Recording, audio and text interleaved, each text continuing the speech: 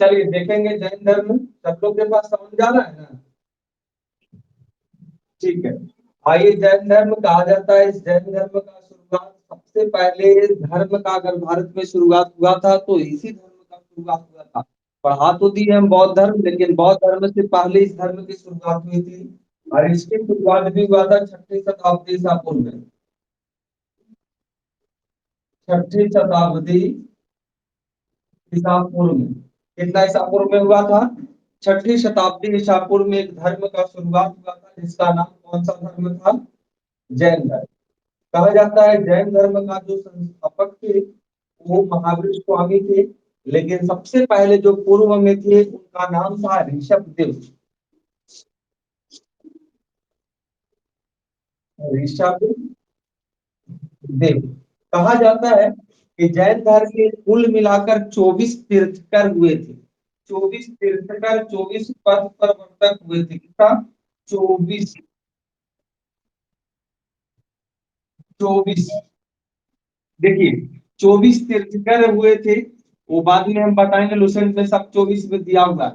जैन धर्म का 24 तीर्थंकर हुए थे, जिसको 24 गुरु भी कह सकते हैं, पथ प्रवर्तक भी कह सकते हैं, तीर्थंकर कह सकते हैं। सब इन्हीं का नाम होता है, पथ प्रवर्तक। यानी गुरु को ही पथ प्रवर्तक कहते हैं। पथ का मतलब रास्ता होता है, प्रवर्तक का मतलब दिखाने वाला, है ना? तो पथ प्रवर्तक कह सकते हैं, गुरु कह सकते हैं, तीर्थकर कह सकते हैं। यानी जैन धर्म में कुल 24 गुरु हुए थे। कितने गुरु हुए थे? 24 गुरु हुए थे, है ना? जैन धर्म का जो सबसे प्रथम गुरु थे, प्रथम तीर्थकर थे, प्रथम जो धर्म का संस्थापक थे, उनका नाम था ऋषभ देव। यहीं से हम लोग को जैन धर्म का कुछ प्रमुख गुरु का नाम पढ़ लेना। जैन धर्म का कुछ प्रमुख गुरु और प्रतीक चिन्ह होता है। प्रमुख गुरु और प्रतीक चिन्ह। कौन चिन्ह? प्रतीक चिन्ह। चलिए, तो एक तरफ गुरु लिख रहे हैं और एक तरफ प्रतीक चिन्ह लिख रहे हैं। जैन धर्म का कुछ प्रमुख गुरु और प्रतीक। आप लोग स्क्रीन शॉट ले लीजिएगा लिखने के बाद। जिसमें से 7 से 8 8 वो गुरु बताएंगे जो इम्पोर्टेंट पूछता है। तो आइए, इधर दिख रहा है ना? नहीं, सब नहीं, सब का कीजिएगा पढ़ के। उसमें करता है कभी। ऋषभ देव। चलिए, सबसे पहले गुरु थे ऋषभ देव, जिसका जो प्रतीक चिन्ह था वो शार्ट था। क्या था? शार्ट था। दूसरे गुरु का नाम देखते हैं। दूसरे का अजितनाथ। अजितनाथ का था घोड़ा। घोड़ा नहीं था, हाथी था। हाथी। तीसरा शंभोनाथ। शंभोनाथ का था घोड़ा। सातवां सुपार्श्वनाथ। सुपार्श्वनाथ का था स्वास्ति।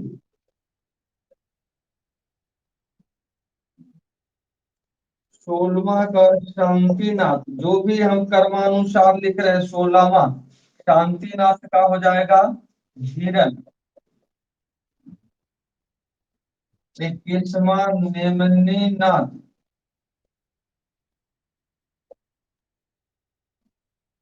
नीलकमल। 22वां अरिष्ट नेमि। संघ।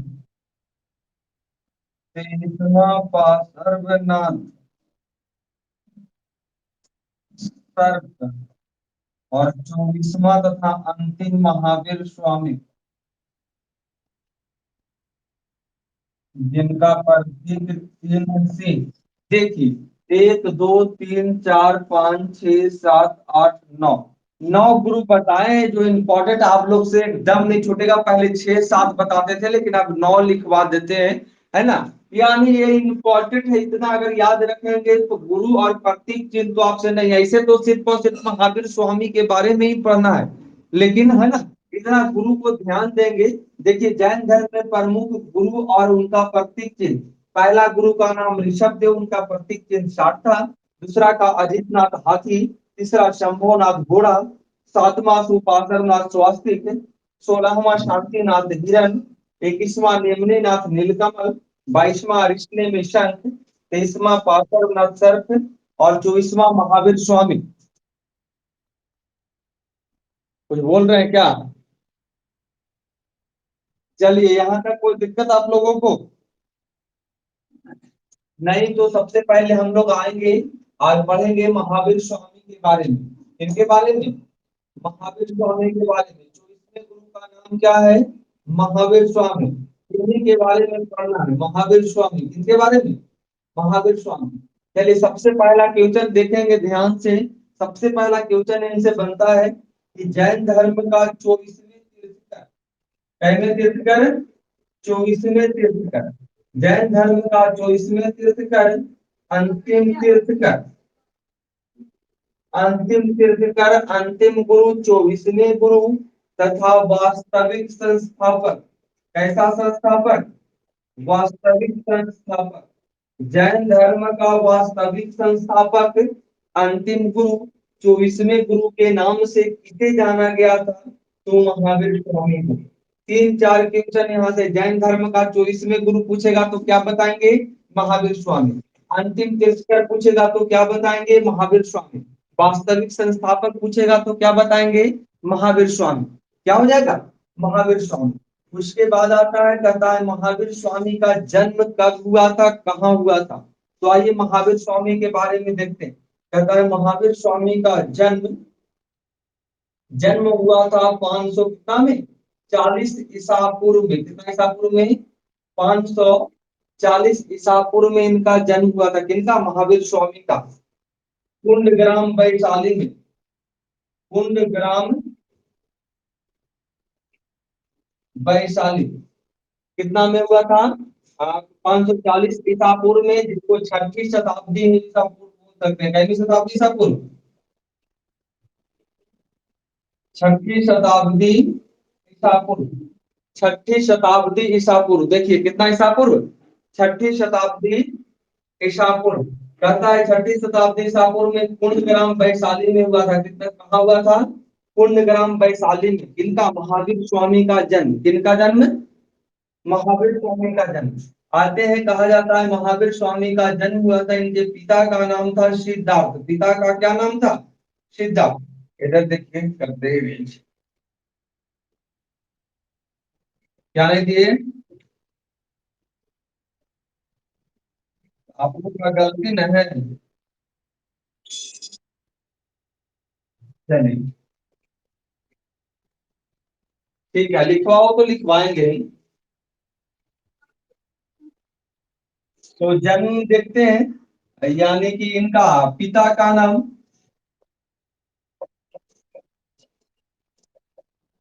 पिता का नाम सिद्धार्थ, माता के नाम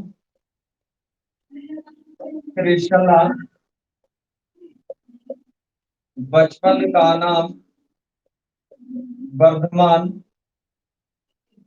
वर्धमान नहीं, नंदीवर्धन, नंदीवर्धन। बड़े भाई का नाम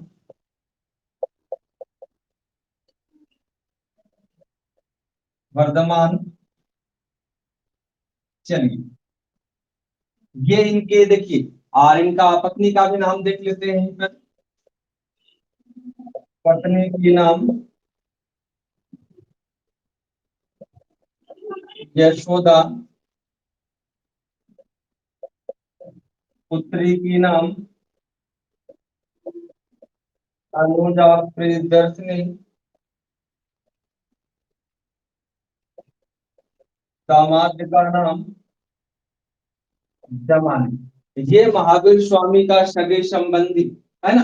पिता का नाम सिद्धार्थ, माता की नाम त्रिशला, बचपन का नाम नंदीवर्धन, बड़े भाई का वर्धमान, पत्नी का नाम यशोदा, पुत्री की नाम अनुजा प्रियदर्शनी, और दामाद कौन थे? जमाली थे। दामाद कौन थे? किनका नाम? किस चीज का नाम? हाँ, पुत्री का नाम तो पूछता है तभी ना लिखवाए है।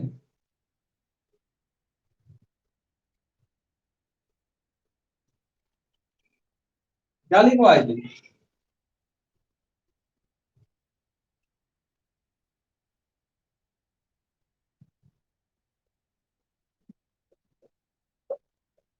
ठीक है,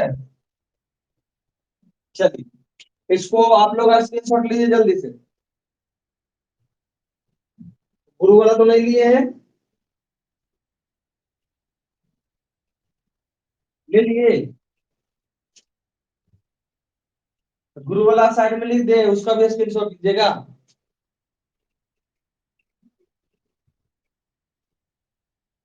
चलिए ठीक है, देखिए इधर इधर देखिए, आगे बढ़ते हैं, लिखवाएंगे, लिखवाना तो है ही। आते हैं, कहता है पिता का नाम सिद्धार्थ, महावीर स्वामी का पिता का नाम सिद्धार्थ, माता के नाम त्रिशला, बचपन का नाम इनका वर्धमान, बड़े भाई का नाम नंदीवर्धन, पत्नी की नाम यशोदा, पुत्री की नाम अनुजा प्रियदर्शनी, और दामाद इनके थे जमाली। क्या नाम था? जमाली। जन्म हुआ था 540 ईसा पूर्व में कुंडग्राम वैशाली में। कहाँ हुआ था? कुंडग्राम वैशाली में। कहाँ हुआ था? कुंडग्राम वैशाली में। आगे चलिए बढ़ते हैं। ले लिए था स्क्रीनशॉट ना?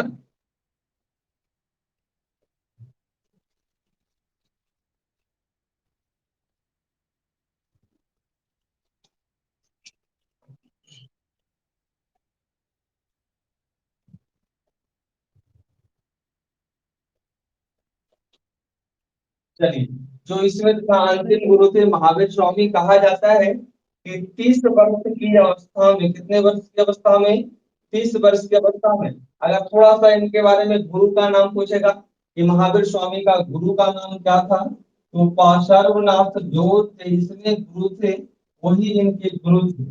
23वें गुरु महावीर स्वामी का गुरु कहलाए थे। कहता है 30 वर्ष की अवस्था में, कितने वर्ष की अवस्था में? 30 वर्ष की अवस्था में अपने बड़े भाई जिनका नाम था क्या? नंदी वर्धन। नंदी वर्धन से पूछकर क्या क्या होता है कि 30 वर्ष की अवस्था जब इनका होता है तो इनके माता पिता उस समय क्या होते हैं? कोई नहीं रहते हैं।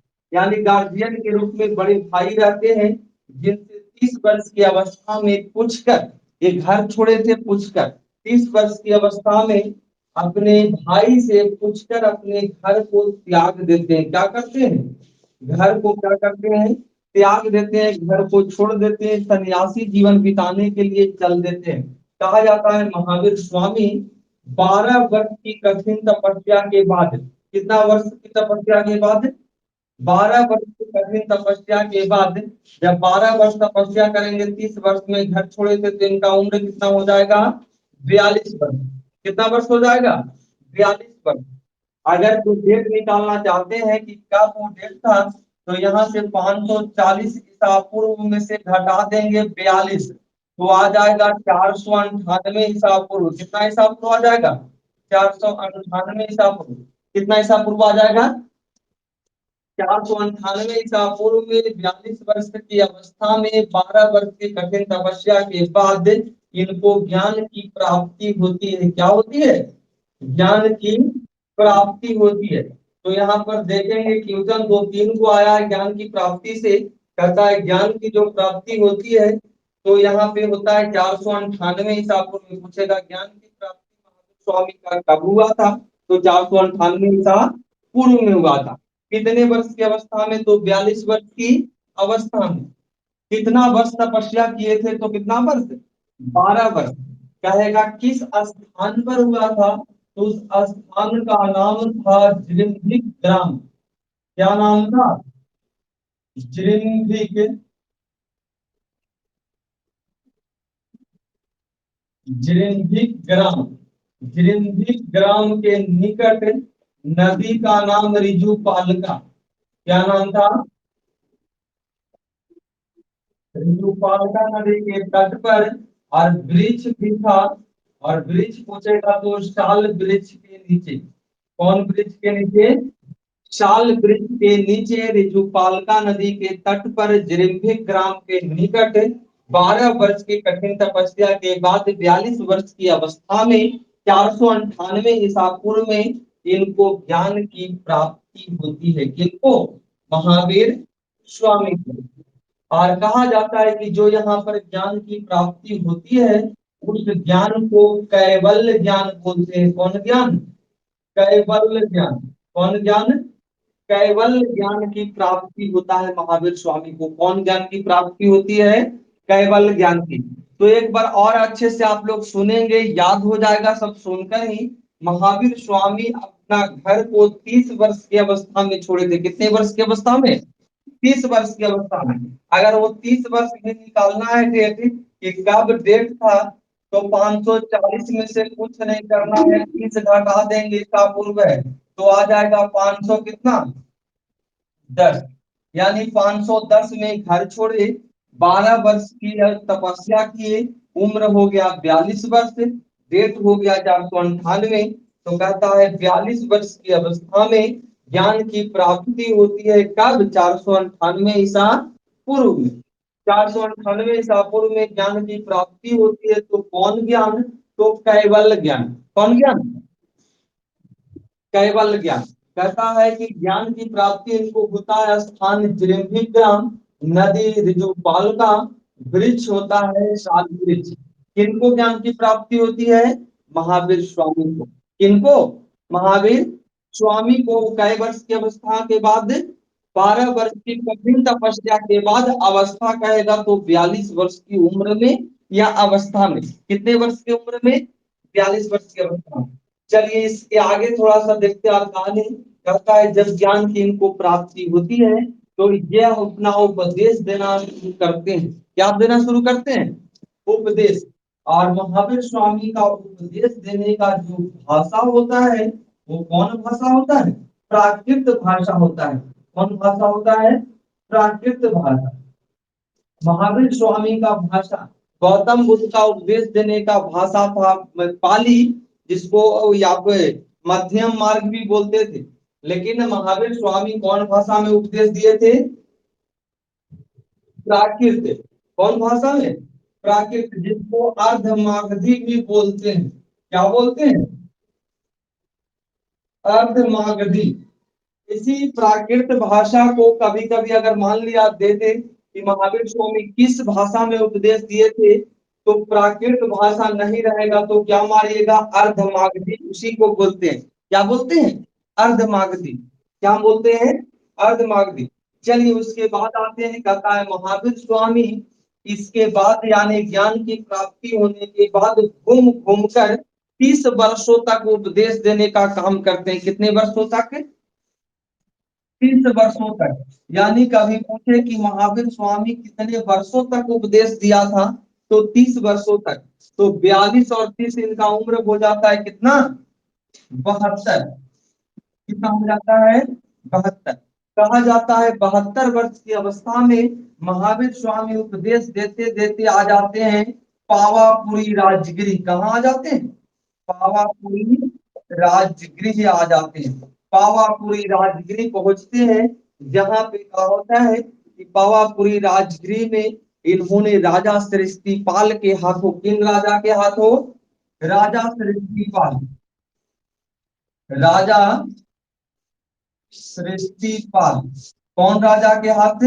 राजा सृष्टिपाल के हाथों प्रसाद ग्रहण करते। इनका इच्छित ध्यान दिए एक ऐसे महापुरुष थे जो सबसे ज्यादा दिन तक बिना अन्न जल के रहे थे, उपवास। और एक बात और थी कि इनका इच्छित ध्यान हुआ था। ये 72 वर्ष की अवस्था में पावापुरी राजगृह में राजा सृष्टिपाल को कहकर अपना शरीर को त्यागे थे। बोले थे कि अपना शरीर को त्याग रहे हैं। कहता है राजा सृष्टिपाल के हाथों प्रसाद ग्रहण करने के बाद, क्या ग्रहण करने के बाद? प्रसाद ग्रहण करने के बाद प्रसाद मांगे कि प्रसाद हमको खिलाइए, अपने शरीर को त्याग रहे हैं। और प्रसाद ग्रहण करने के बाद अपने शरीर को त्याग देते हैं। कौन? शरीर को त्याग देते हैं महावीर स्वामी। तो कहता है महावीर स्वामी का मृत्यु कितना वर्ष की अवस्था में हुआ था? 72 वर्ष की अवस्था में। कहाँ हुआ था? तो पावापुरी राजगीर में हुआ था। कहता है पावापुरी राजगीर में हुआ था। किस राजा के हाथ से प्रसाद ग्रहण करने के बाद?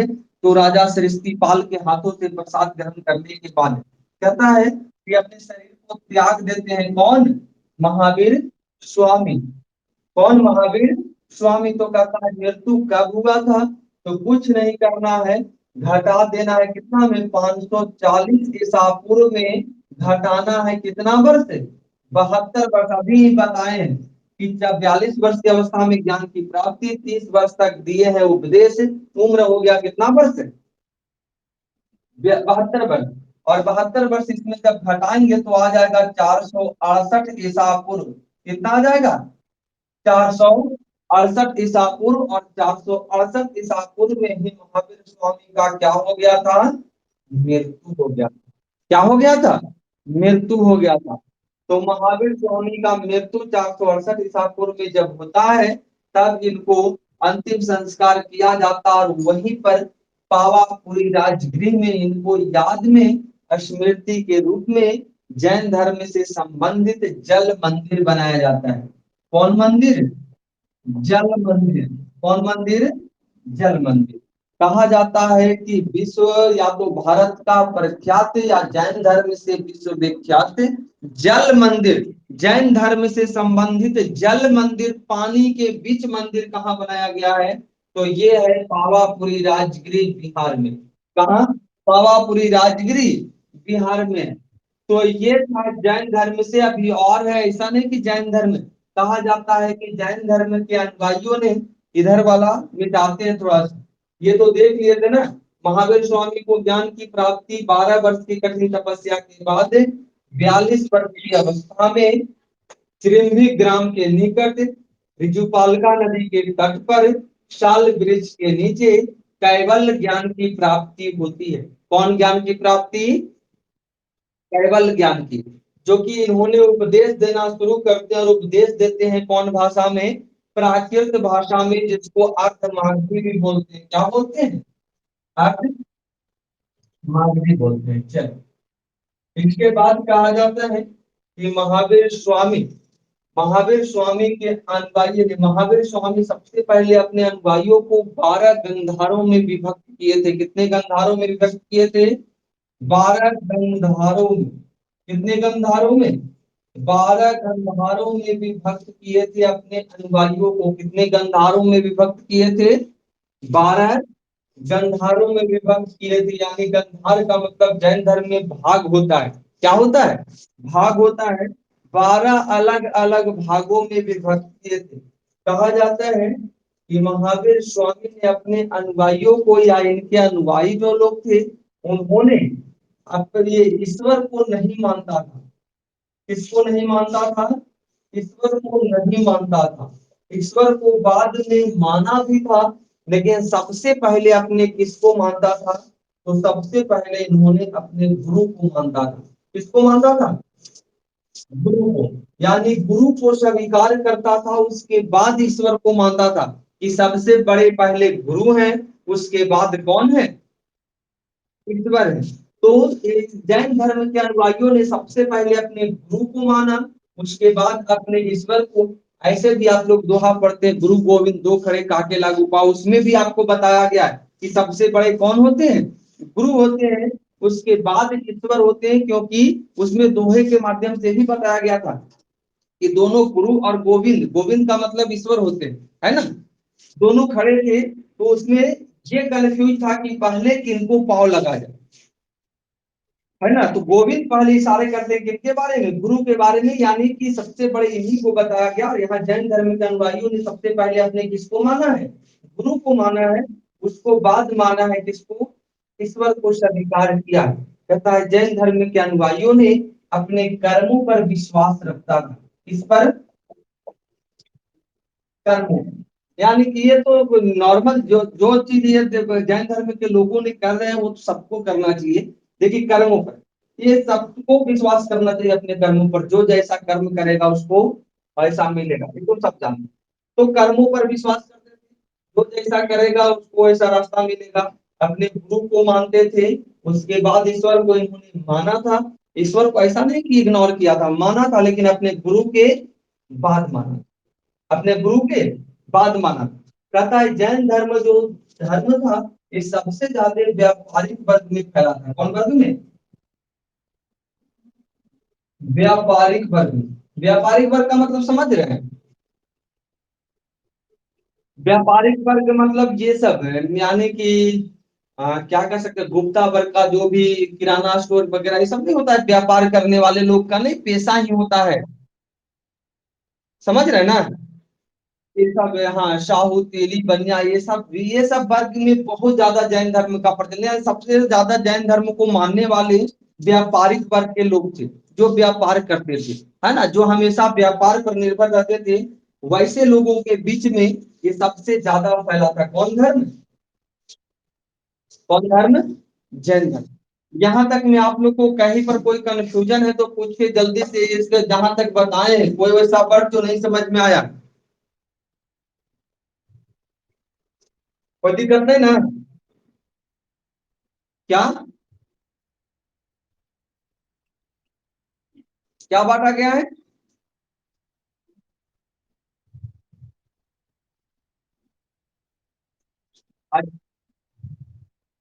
अच्छा, ये गंधारो 12 भाग और 11 गंधार, इसको देख, अच्छा ठीक है। और कोई दिक्कत?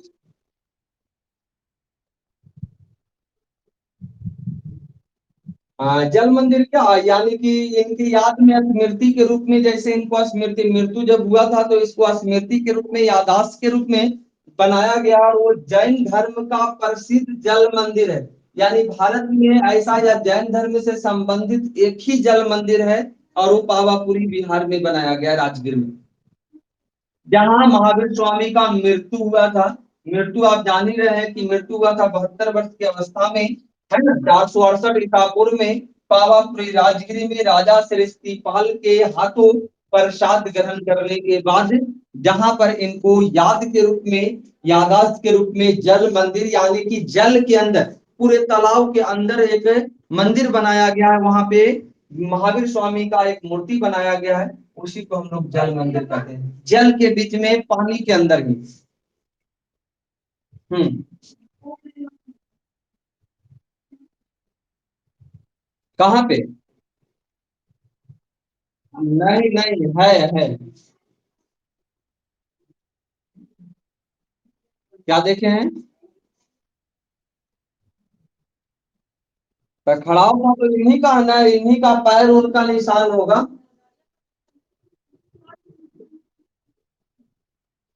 हाँ, हो सकता है मूर्ति ना हो, लेकिन स्मृति बनाया गया था। क्योंकि समाधि जब बनता है तो स्मृति होता है उसमें।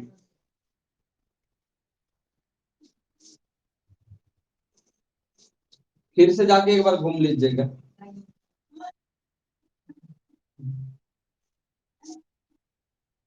चलिए, तो यहाँ तक कोई दिक्कत आप लोगों को?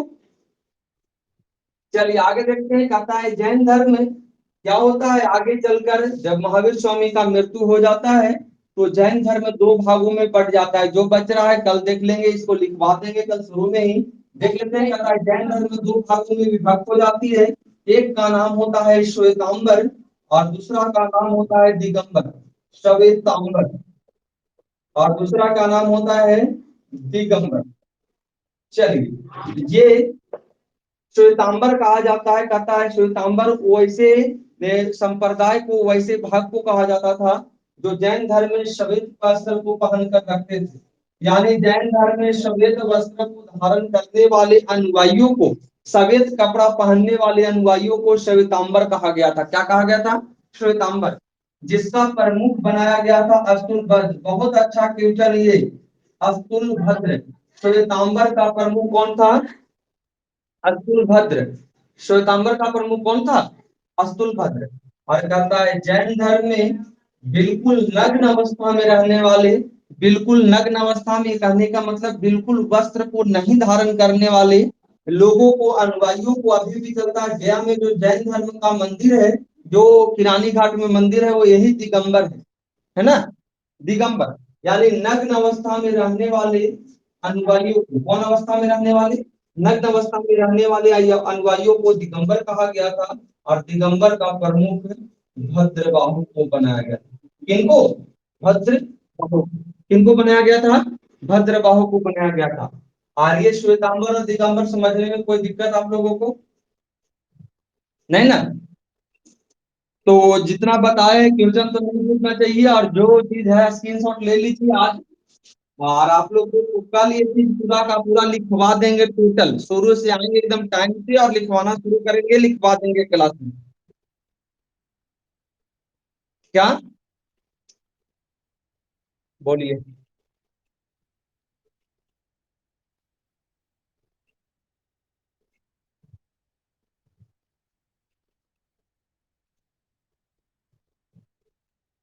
बोलिए ना जी।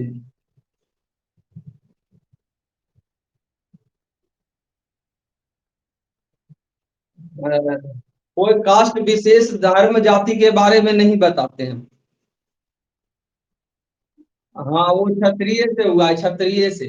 और जब चार को ये धर्म चलता, चार संप्रदाय चलता था, जिसको स्मृति भी बोलते थे, बहुत सारे उसको वर्ड में कहते थे, विभक्ति भी बोलते थे, कि जब वेद से मिला था, और वो अंतिम वेद से चार, ये अंतिम वेद से नहीं, मंडल से, 10वां मंडल से चार सूक्त की जानकारी, उसी सूक्त में एक क्षत्रिय सूक्त था। क्षत्रिय दूसरा नंबर, और क्षत्रिय का ही होता है ब्राह्मण कुंभिया। ऐसे हम कोई जाति विशेष के बारे में हम बताते नहीं।